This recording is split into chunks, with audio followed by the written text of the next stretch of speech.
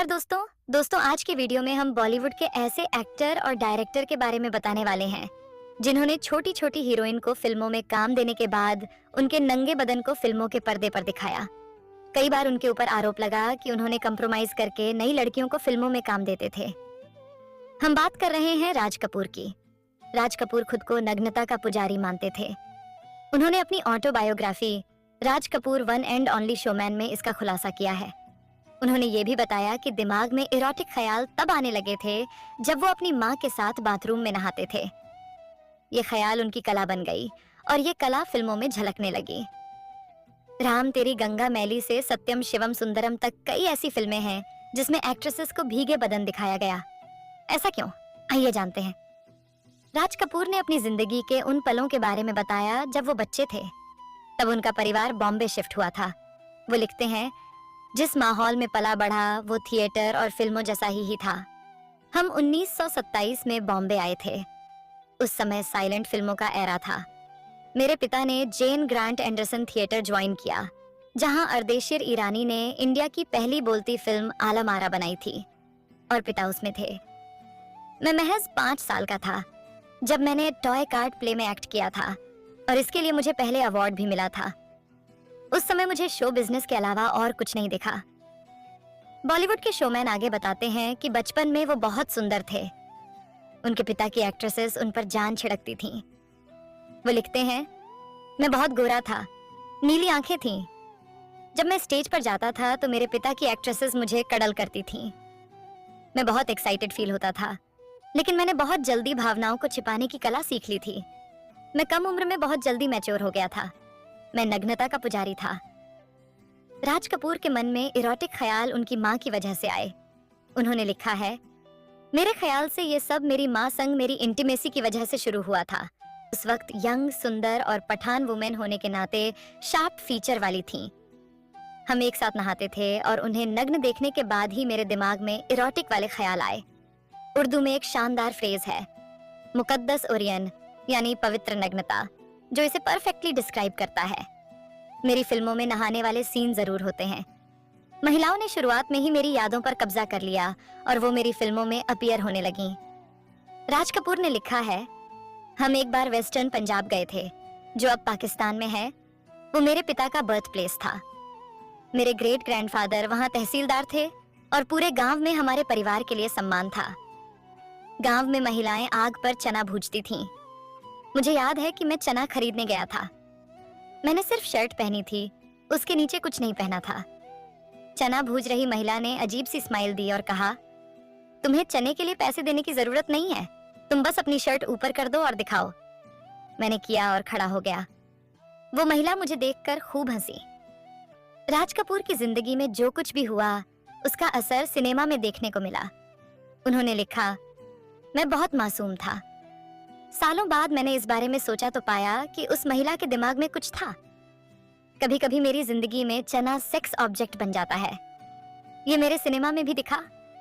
बॉबी में एक सीन है जहां एक लड़का बॉबी के चेहरे पर आईने से रोशनी मारता है और वो लाइब्रेरी में बैठी होती है। लड़की पहले गुस्से में आती है और फिर हंसने लग जाती है। लड़का कहता है, चलो चाय पीते हैं, लेकिन बॉबी कहती है, नहीं चलो चना खाते हैं। बॉबी मूवी साल 1973 में रिलीज हुई थी। इसमें उनके बेटे आर्शी कपूर और डिंपल कपाड़िया लीड रोल में थे। ये फिल्म इस वजह से भी चर्चा में रहती है क्योंकि डिंपल ने उस जमाने में बिकिनी पहनी थी, जिससे सनसनी मच गई थी। बोल्ड सीन ने हंगामा मचा दिया था। राज कपूर की ये कला सिर्फ बॉबी ही नहीं, बल्कि सत्यम शिवम सुंदरम और राम तेरी गंगा मैली जैसी फिल्मों में भी देखने को मिलती है। राम तेरी गंगा मैली का वो सीन कोई नहीं भूल पाता, जहां मंदाकिनी सफेद साड़ी पहनकर झरने में नहाती नजर आई थीं। उनका भीगा बदन साफ झलकता है। फिल्म में ऐसे ही कई सीन हैं। सत्यम शिवम सुंदरम में भी कुछ ऐसा ही देखने को मिला था। जीनत अमान का भी भीगा बदन दिखाने में राज साहब पीछे नहीं रहे थे। फिल्मों की शूटिंग के दौरान एक्टर और एक्ट्रेसेस के बीच अफेयर्स के किस्से आम हैं, लेकिन उन अफवाहों में कुछ ऐसी लव स्टोरीज बाहर निकल कर आती हैं जो सच्ची होती हैं। कुछ की जोड़ी हमेशा के लिए एक हो जाती है तो कई साथ होकर भी बिछड़ जाते हैं। उनमें से एक थी राज कपूर और नरगिस की जोड़ी, जो 40 और 50 के दशक में खूब सुर्खियों में रही, लेकिन 60 का दशक आते आते खत्म हो गई। के लिए नरगिस की माँ से मिलने उनके घर गए, जहां उन्होंने पहली बार नरगिस को देखा था। राज कपूर ने अपनी आने वाली फिल्म आग में नरगिस को साइन कर लिया। वहां से उनके बीच की कहानी शुरू हुई, जिसका दर्दनाक अंत हुआ। चलिए आपको राज कपूर और नरगिस की अधूरी प्रेम कहानी की दास्तान सुनाते हैं। शादीशुदा राज कपूर पहली ही नजर में नरगिस पर दिल हार बैठे थे। उन्होंने नरगिस को फिल्म आग में इस वजह से ही लिया था जिससे उनकी पहचान आगे बढ़ सके। ये फिल्म तो खास नहीं चली, लेकिन अगली फिल्म बरसात ने बॉक्स ऑफिस पर धमाल मचाया। नरगिस और राज कपूर की जोड़ी हिट हुई, साथ ही इनकी प्रेम कहानी का भी आगाज हुआ। राज कपूर शादीशुदा हैं, ये जानते हुए भी नरगिस ने उनसे प्यार किया और निभाने की भी पूरी कोशिश की। उस दौर में नरगिस और राज कपूर एक दूसरे से बहुत प्यार करते थे। मधु जैन की किताब द कपूर्स के मुताबिक जब राज कपूर के घर में नरगिस के बारे में पता चला तो हंगामा हुआ, लेकिन राज कपूर ने अपने पिता से वादा किया कि वो अपनी पत्नी कृष्णा को कभी नहीं छोड़ेंगे, लेकिन नरगिस से उनका प्यार सच्चा है। उधर नरगिस के भाई अख्तर हुसैन ने भी इस रिश्ते से आपत्ति जताई, क्योंकि राज कपूर शादीशुदा थे, लेकिन नरगिस भी किसी की नहीं मानी। नरगिस राज कपूर के प्यार के किस्से उस दौर में ओपन हो चुका था और कुछ समय के बाद वो दोनों लिव इन में भी रहने लगे थे। द कपूर्स के मुताबिक राज कपूर की वाइफ कृष्णा ने कहा था कि वो रात रात भर राज का इंतजार करती थी, लेकिन वो एक रात छोड़ अगले दिन घर आते, वो भी शराब के नशे में, और आते ही सो जाते थे। हर बात से बेखबर नरगिस और राज कपूर अपने रिश्ते को पूरा पूरा समय देने लगे। फिल्में भी दोनों साथ करते। साल 1948 में राज कपूर ने आरके स्टूडियो बनाया, जिसका लोगो राज और नरगिस की फिल्म आग का एक पोज था। आरके स्टूडियो को नरगिस भी अपना मानती थी और उनकी कमाई का हिस्सा यहाँ बनने वाली फिल्मों में लगने लगा था। नरगिस और राज कपूर एक दूसरे के हर सुख दुख में साथ देने लगे थे। साल 1950 में राज कपूर ने फैसला लिया था कि नरगिस अब सिर्फ आरके स्टूडियो की फिल्मों में ही काम करेंगी। शुरुआत में तो नरगिस ने इस बात को खुशी खुशी एक्सेप्ट किया, लेकिन बाद में उन्हें कुछ पछतावे हुए। हालांकि नरगिस और राज कपूर की जोड़ी में आवारा, बरसात, आग, आह, चोरी चोरी, जान पहचान, अनहोनी, बेवफा, अंबर, प्यार की बातें, श्री 420 और उनकी जोड़ी की आखिरी फिल्म जागते रहो थी। राज कपूर के प्यार में नरगिस ने उनके हर फैसले को माना, लेकिन उन्होंने सिर्फ आरके स्टूडियो में काम करने के फैसले पर अफसोस जताया। काम के नाम पर उनके पास सिर्फ आरके स्टूडियो की फिल्म श्री 420 ही थी। साल 1954 में राज कपूर और नरगिस एक साथ सोवियत संघ गए, जिनके साथ दिलीप कुमार और देव आनंद जैसे कलाकार भी थे। उस दौरान पहली बार नरगिस को एहसास हुआ कि उन्होंने कुछ गलतियां कर दी हैं। सिमी ग्रेवाल को दी एक इंटरव्यू में नरगिस ने कहा था, सोवियत संघ में जब मेरा वेलकम राज कपूर के साथ वैसा नहीं हुआ जैसा होना चाहिए था, तब वो बात मुझे खटकी। दरअसल नरगिस राज कपूर के साथ एक रिश्ता चाहती थी, लेकिन राज कपूर उन्हें इंतजार करने को कहते थे। राज कपूर के साथ ऐसी जिंदगी से नरगिस थक गई थी और अपना घर, पति, बच्चा चाहती थी, जो उन्हें राज कपूर के साथ मुमकिन होता नहीं दिखा। वापस आने के बाद से नरगिस खोई खोई और परेशान रहने लगी। उन्होंने किसी तरह श्री 420 की शूटिंग पूरी की, लेकिन उसके बाद अपने भाई से कहकर दूसरे बैनर में फिल्में ढूंढने को कहा। नरगिस को फिल्म मदर इंडिया मिल गई और उन्होंने राज कपूर को बिना बताए साइन कर ली। इस पर राज कपूर काफी नाराज हुए और उनके बीच अनबन होने लगी। फिल्म मदर इंडिया की शूटिंग के दौरान एक हादसे में सुनील दत्त ने नरगिस की जान बचाई, में अपनी जगह बनाई।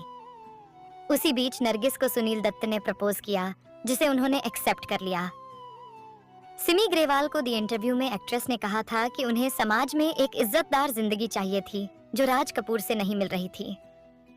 वो राज कपूर से सच्चा प्यार करती थीं, लेकिन उस प्यार में सिर्फ दर्द था, तो उन्हें आगे बढ़ना पड़ा। वहीं राज कपूर कभी नरगिस को भुला ही नहीं पाए और साल 1974 में उनके जितने भी इंटरव्यू हुए, उन्होंने हमेशा नरगिस का जिक्र किया और कहा कि अगर वो चाहती तो सब ठीक हो सकता था। 14 फरवरी 1957 को फिल्म मदर इंडिया रिलीज हुई और इस फिल्म ने धमाल मचा दिया। इस फिल्म ने न सिर्फ भारत में बल्कि विदेशों में भी खूब सुर्खियां बटोरी। कुछ महीनों के बाद इस फिल्म के संबंध में बर्लिन में एक इवेंट रखा गया, जहां नरगिस पहुंची थी। राज कपूर को जब पता चला तो वो वहां गए और नरगिस से मिले। नरगिस ने उन्हें इंतजार करने को कहा और फिर साथ में डिनर किया। मधु जैन की किताब द कपूर्स के मुताबिक राज कपूर ने कहा था कि वो दोनों साथ में बैठकर डिनर किए, बातें की, लेकिन बातों में पहले जैसी बात नहीं थी। नरगिस ने उन्हें बता दिया था कि वो आगे बढ़ चुकी हैं और राज भी अपनी लाइफ अच्छे से बिताएं। इसके बाद दोनों एयरपोर्ट तक साथ आए और फिर राज वापस मुंबई आ गए। वो उन दोनों की आखिरी मुलाकात थी। 11 मार्च 1958 को नरगिस ने सुनील दत्त के साथ शादी कर ली। द कपूर्स के मुताबिक राज कपूर की वाइफ कृष्णा ने बताया था कि नरगिस की शादी की खबर जब राज को मिली तो वो बाथरूम के टब में फूट फूट कर रोए थे। सिगरेट से खुद को जलाकर देखते कि कहीं वो सपना तो नहीं देख रहे। राज गहरे डिप्रेशन में चले गए थे और फिल्मों से भी कुछ समय का ब्रेक लिया। हालांकि बाद में सब ठीक हुआ। रिपोर्ट्स के मुताबिक 3 मई 1981 को जब नरगिस की डेथ हुई तब राज कपूर ने दूर से उन्हें अंतिम विदाई दी। नरगिस से ब्रेकअप के बाद उनका नाम वैजयंती माला के साथ जुड़ा। बड़े पर्दे पर अपनी अदाकारी से दर्शकों का दिल जीतने वाली अभिनेत्री वैजयंती माला ने लगभग 2 दशकों तक राज किया। वैजयंती माला एक ऐसी एक्ट्रेस हैं जिन्होंने उस दौर के सभी बड़े अभिनेताओं के साथ काम किया। महज 13 साल की उम्र में वैजयंती माला ने एक्टिंग के क्षेत्र में कदम रखा था। वैजयंती माला साउथ फिल्म इंडस्ट्री से आने वाली मुख्य एक्ट्रेस हैं। कहा जाता है उनके बाद ही साउथ की इंडस्ट्री से एक्ट्रेसेस ने हिंदी सिनेमा की ओर रुख किया। 1964 में आई फिल्म संगम में वैजयंती माला ने राधा का किरदार निभाया, जो उस दौर के हिसाब से काफी बोल्ड माना जाता था। उन पर फिल्माया गया गाना मैं क्या करूं राम मुझे बुढ़ा मिल गया हिट रहा था। मधुबाला की निजी जिंदगी भी काफी विवादों में रही थी। फिल्म की शूटिंग के दौरान ही वैजयंती माला की नजदीकियां दिलीप कुमार और राज कपूर से भी रहीं। 1961 में आई फिल्म गंगा जमुना के सेट पर दिलीप कुमार संग उनका अफेयर शुरू हुआ। कहा यह भी जाता है कि राज और उनका रिश्ता शादी तक पहुंच चुका था, लेकिन वो पहले से ही शादीशुदा थे और उनके बच्चे भी थे। वैजयंती से अफेयर के चलते राज कपूर की पत्नी कृष्णा राज ने बच्चों के साथ अपना घर छोड़ डाच दिया था। वे करीब 4.5 महीने मुंबई के नटराज होटल में रही थीं। हालांकि राज कपूर से पहले सन 1961 में फिल्म गंगा जमुना के सेट पर उनका अफेयर दिलीप कुमार के साथ शुरू हो गया था। राज कपूर के काफी मनाने के बाद कृष्णा कपूर इस शर्त पर मानी कि वो फिर कभी वैजयंती माला के साथ काम नहीं करेंगे। फिल्म संगम के बाद वैजयंती माला और राज कपूर ने फिर कभी किसी फिल्म में काम नहीं किया। बाद में 1968 में वैजयंती माला ने चमनलाल बाली से शादी कर ली। दोनों का एक बेटा है जिसका नाम सुचिंद्र बाली है। वैजयंती माला की हिट फिल्मों में नई दिल्ली, नया दौर और आशा है। 1957 में आई फिल्म देवदास में वैजयंती माला ने चंद्रमुखी की भूमिका निभाई थी। इस रोल के लिए उन्हें फिल्म फेयर सपोर्टिंग एक्ट्रेस का अवार्ड मिला था।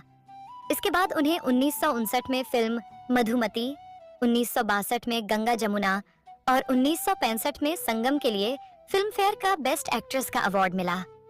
एक्ट्रेस होने के साथ वैजयंती माला बेहतरीन डांसर भी हैं। वो भरतनाट्यम की डांसर, कर्नाटक शैली की सिंगर और डांस टीचर भी रही हैं। तो दोस्तों, आपको यह वीडियो कैसा लगा कमेंट करके जरूर बताइए और हमारे YouTube